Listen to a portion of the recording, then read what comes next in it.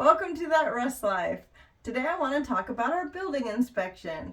We hired elite building inspectors to come out and take a look at the Larrabee Mill. A guy by the name of Steven Sandeen, I think his name was, came out and looked at the place, and he did a full report. He looked at the inside and outside of the building, and we got his report back, and we thought we would go over it with you guys and show you what he found. Cool, let's do it. Yeah. Now, I was hoping that he would do this live on camera for us. He is a really nice guy. He has years of experience in construction and in doing inspections. He really knows his stuff, and I was hoping that we would get a good interview with him, but unfortunately, he was camera shy and refused to do that. So we'll just kind of go over the report that he turned into us. It's 22 pages long. I'm not going to bore you guys with all of those details, No, but we're gonna have to go that down. yeah, well, but we can point out some of the highlights. Yep. Alrighty, so let's get into it. All right.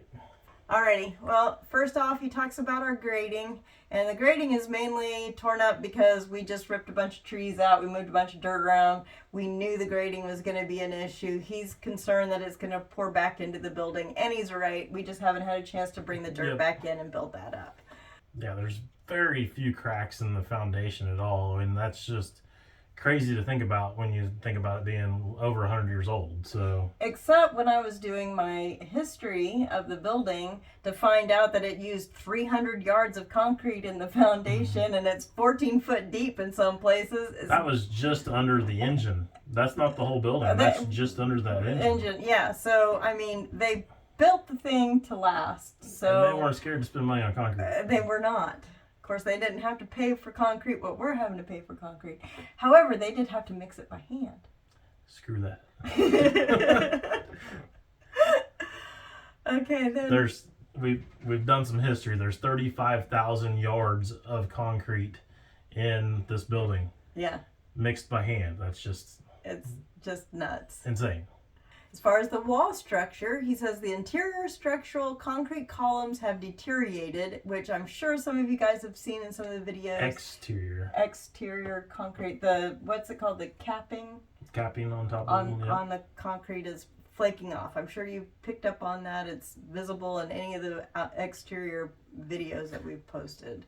It's where you can see some of the rebar showing through on the outside of the building. Right. He says the columns have deterioration of the concrete cap in places, exposing the first level of rebar enforcement.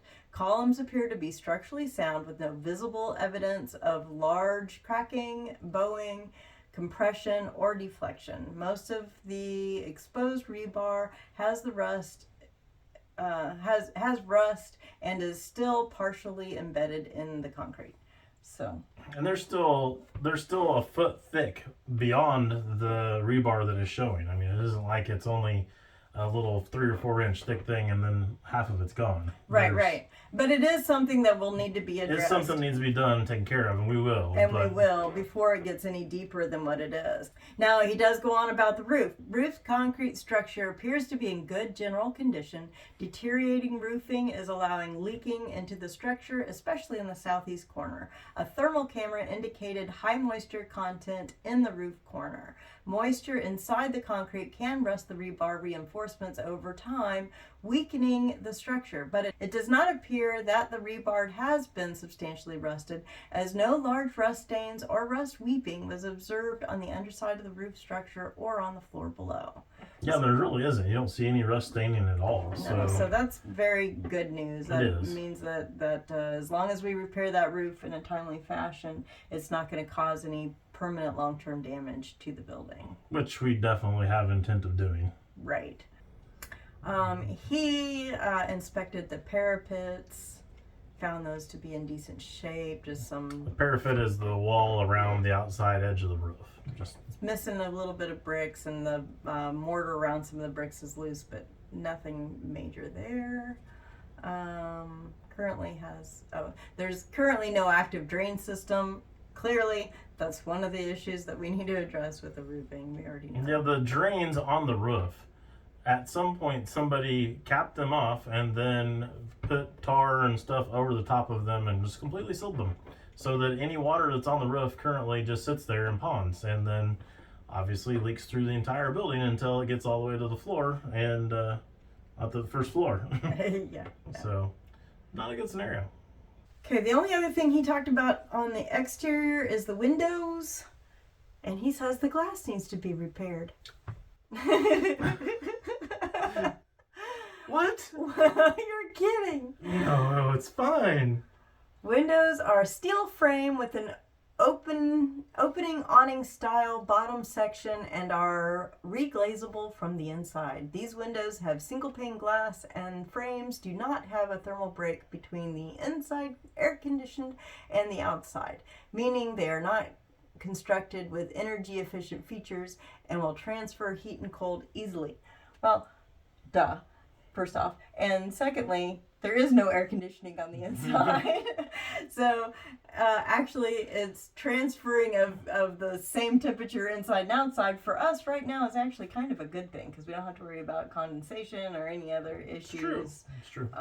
And yeah, that's not a concern at our point. So, fun fact, I haven't even told you yet. The other day when I was over there working, an older gentleman stopped by there, and apparently in like the 50s, when he was like 13 years old, he was there working on that building when they put those windows in. So those windows were actually put in the 50s. Oh, is that right? And him and his I would love to family talk to him. did concrete work, and they were there doing the concrete work around the insides of those windows to finish them off from the transition they had when they had the wood windows in there originally. So How about that? Yeah. That's very cool. No, I wasn't aware of that. I forgot to tell you about that. Yeah, you did. Anyways, Anyway, so fun fact for the day. there you go. New history. New Speaking of, that's a segue. I'm going to use that. That I have been collecting that kind of history about the building. We had another family. They were related to the Carmichaels. This building was built by Carmichael Construction Company in 1908. They were related to them. They were doing some genealogy on Carmichael, and they wanted to see the building, so I was happy to show them around. Carmichael was originally a bridge builder out of concrete. So then he transitioned into buildings, and this is one of the earlier buildings that he did. My guess is he was using those same forms he was building the bridges out of to do this building, because the big giant concrete beams under there look like something that would hold up a bridge. The inspector in fact mentioned that it was kind of overkill for no more weight that the floors had to have that kind. Of course, they did have a lot of machinery back in the day. Even in the office area. But yes, even in the office area, there's these huge concrete pillars and beams and rafters. Loaded dump truck in the second-story office, and it wouldn't go through the floor. Right, yeah, and that's a tribute to that. Another reason why the building seems to be in such good shape. Also, on that note, since we've had so many people visiting us and everything, I do have that rustlife.com, and I've made a Larrabee Mill tab, and all this little history and factoids about the Larrabee family and this building. I've been putting all that information Pictures on there. and postcards and all kinds of cool stuff you found. Yeah, newspaper articles, all that kind of stuff is over there. You can go there to check that out if you want to geek out on that kind of history. But also let me know in the comments below if you'd like me to shoot a video about that, because I'd be happy to. I'm kind of becoming a regular fixture down at the Reno County Museum. They know me down there now as I've been researching this. The local historian, Steve Harmon, is visiting with me as well and sharing information. So I'd be happy to do a video on that if you guys want, if you're interested. If not, just, hit me up in the comments, let me know. Moving on. Let's go inside the building, now that we've already talked about what was inside the building. So yeah, he again used his thermal camera on the floor and ceiling of every floor and in the walls, and checked everything out. Didn't find any issues or problems. Right now I'm scrolling through. There was one spot in the basement in the one corner where we had the most problems with our drainage outside, which we know we need to address. Yeah. Where he did see a little sign of a little bit of moisture, maybe in some of it he says is in probably that coming wall. from the grading because we haven't backfilled that area, or Most some of of it could be from that same roof scenario that I mentioned earlier on that mostly the southeast grading, corner. I believe. Yeah, I think so. Concrete floors are in general good general condition. Floors have minor cracks plus surface deterioration in a few places, mainly due to machinery bolts and anchors. That's the one thing about it. When it does leak up at the 6th story, there is holes throughout the floor, little tiny ones, only half-inch, Perfectly inch thick. cut squares and circles. A bunch of little squares, Uh-huh. which is really odd. I don't know what that was for, but for bolting machinery to the floors and to the ceilings. Squares is weird. Anyways, there's holes, so what happens is the water runs all the way through every level. It just finds its way to one of those holes and ends up going down to the next level and all the way down to the first floor. Yeah, and he says foundation, general condition. The foundation and other visible elements of the support structure are in good condition for the age of the structure and type of construction. So there you go. There's all those pictures of the basement, which again I'll try to show you guys a couple of them, but we need to just do a whole video of walking around that. We really haven't messed around in the basement. We hardly haven't at all. gone there. Yeah, he went down there. We really haven't been down there Just to look a little around. bit, Just enough to make sure it wasn't filling with water when we had that nonstop rain for a week and that kind of thing. Northeast corner has minor moisture under the floor slab contributed by the poor grading in the back. There you go. That's right there. There's that line.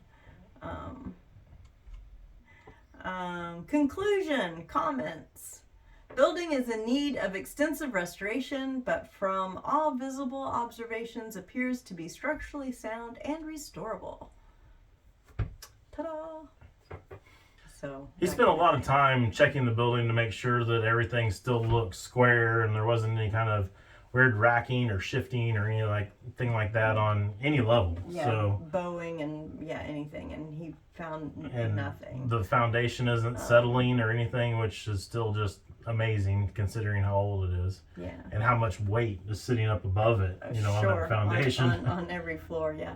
So that's his opinion. Fix the roof, fix the windows, fix the grading, fix the capping on the concrete columns so that it doesn't get any worse there, and that's all. Pretty straightforward if you know much about building stuff. I mean, that's no big surprises or anything. We're not shocked by any of this. Yeah, but it was, it is comforting to know that Lance said that it's not more that he's not like, oh no, that's been leaking through there bad enough that whole that corner is about to crumble off the building or anything like that. But no, it's not. And speaking of good reports, another one just came in today. We had an asbestos test done. Yeah. We sent that off to an independent lab, and it came back no asbestos found in the building. So it's built in 1908, so it's really before asbestos was used. Yeah, it's pre-asbestos time. There were so many people that was concerned about it, and there have been upgrades to the building throughout time, so it was possible. And maybe, and yes, we should have been wearing... We should have done that to begin with. Yes. We really should have. So. But you guys making comments made us start thinking about it, so we went ahead and got some samples, but we're clear. So, yay! We're golden. So, yeah, overall, we're good to go. Keep moving forward. Keep moving forward. So, I appreciate you watching. I don't know what's coming up. A lot of work. He's been working on those windows. Let me tell you, that's not great video. So, it's just very monotonous. One window. So much of it is not good video. Just cleaning. Cleaning, replacing paint. Anyways, we're dragging on here. If you're not having fun in life, you're doing it wrong. I knew I was doing something wrong. See you guys next time. Bye now.